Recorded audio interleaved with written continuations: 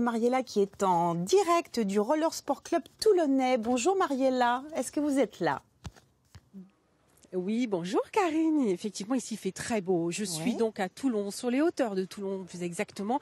Je suis toujours à la recherche d'un sport à la hauteur de nos compétences à toutes les deux. Après la voltige avec le cirque lundi, je vous propose de vous inscrire parce que c'est une journée portes ouvertes au RSCT. Et je suis avec Anthony Avella qui est le directeur de ce RSCT. Le RSCT, c'est quoi Anthony? Alors bonjour à tous. Le RSCT, c'est tout simplement le Roller Sport Club Toulonnais. Alors, qu'est-ce qu'on y fait ici? Alors ici, on pratique le roller et la trottinette. On apprend à faire du roller, donc du coup, à partir des tout petits, on a une section baby roller à partir de 4 ans.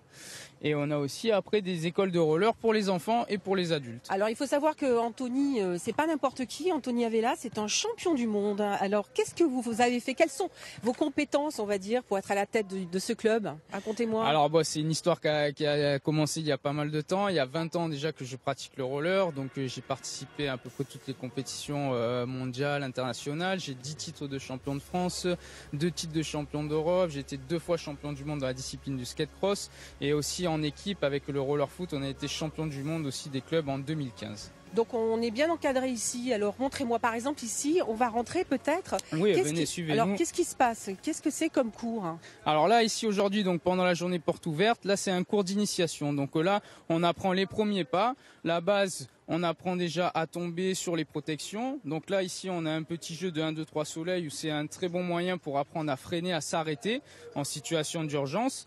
Donc voilà, on travaille avec de la pédagogie, des jeux. Voilà, donc c'est pour développer tout ce qu'il faut faire en roller pour bien savoir rouler. Alors bien savoir rouler et bien savoir tomber, c'est la règle, parce qu'on peut se faire mal. Et je sais que vous, Karine, vous avez fait des chutes forcément, puisque vous aviez un petit palmarès aussi, si je me rappelle bien. Moi je suis donc savoir tomber, c'est la base. Championne.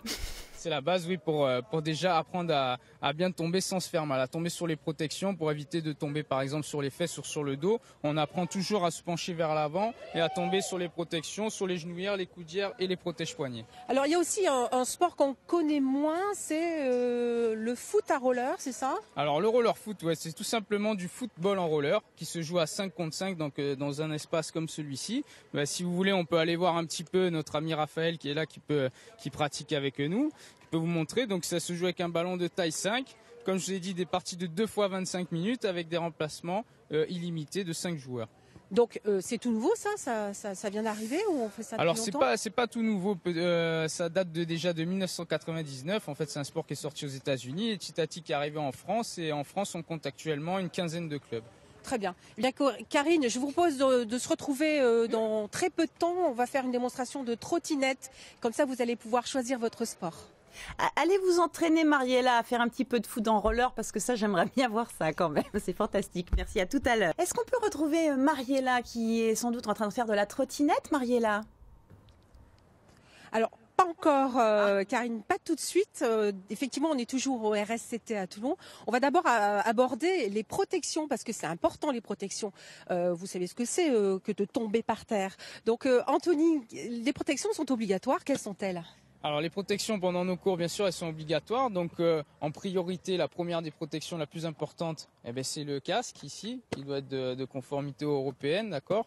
Donc avec une jugulaire bien serrée. Ensuite, on a les coudières pour protéger les coudes.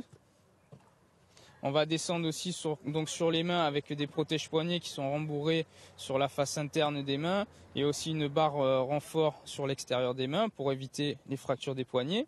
On a aussi là, on peut pas le voir, mais un crash pad à l'intérieur, sont des mousses rembourrées qui prennent les côtés des cuisses, le coccyx et les fesses. Ah enfin, parce que ça, j'allais dire, à mon époque, ça n'existait pas. Donc voilà, on peut tomber sur les fesses, il n'y a plus ça de problème. évolue, voilà. Donc après, il ne faut pas avoir peur de ne pas avoir un beau style, mais en tout cas, voilà, au niveau sécurité, c'est très réconfortant. Et après, ensuite, on descend donc avec des genouillères, donc là qui sont type freestyle, pour encaisser des bons chocs avec une coque et des mousses rembourrées à l'intérieur pour l'absorption des chutes sur les genoux qui sont très pratiques quand on essaye des figures de haute voltige. Ok, alors en attendant la haute voltige, toi par exemple, Jeanne, tu as quel âge? J'ai 13 ans. 13 ans. 13 ans et déjà championne, c'est ça? Oui, ouais. Comment? Oui, tu es vice-championne, on m'a dit. Oui, l'année dernière, et cette année, je suis 4e, je crois. D'accord, donc le but c'est de grimper un petit peu. Qu'est-ce que tu vas nous faire comme démo?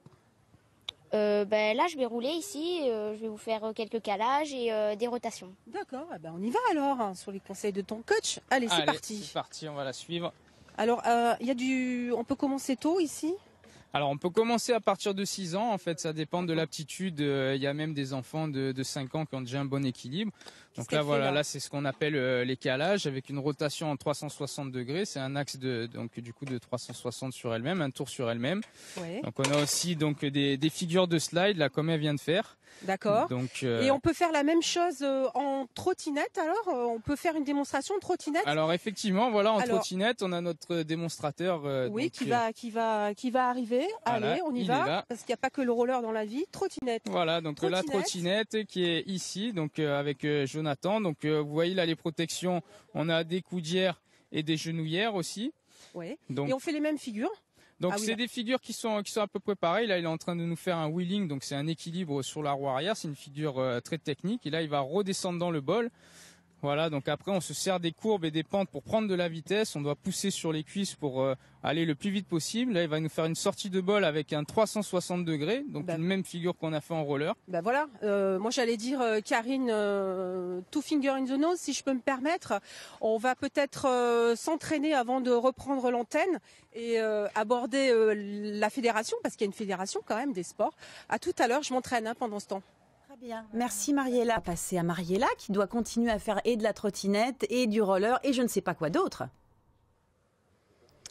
Et la suite, effectivement, c'est le roller cross. Alors on est toujours près du bol. Anthony, le roller cross, c'est quoi?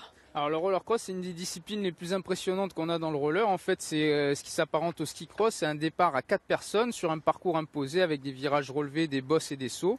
Et donc c'est le premier, le plus rapide. Les deux premiers plus rapides, ils se qualifient pour les courses suivantes jusqu'à arriver à la finale et arriver à remporter la compétition. Donc c'est des courses tout simplement. Allez, est-ce qu'on fait une petite démonstration là, allez, on va aller, je vais vous donner le départ. Hein. Allez, on est prêts, messieurs? Donc moi je vais essayer de faire la course en même temps et de vous expliquer tout ce qui se passe. Allez.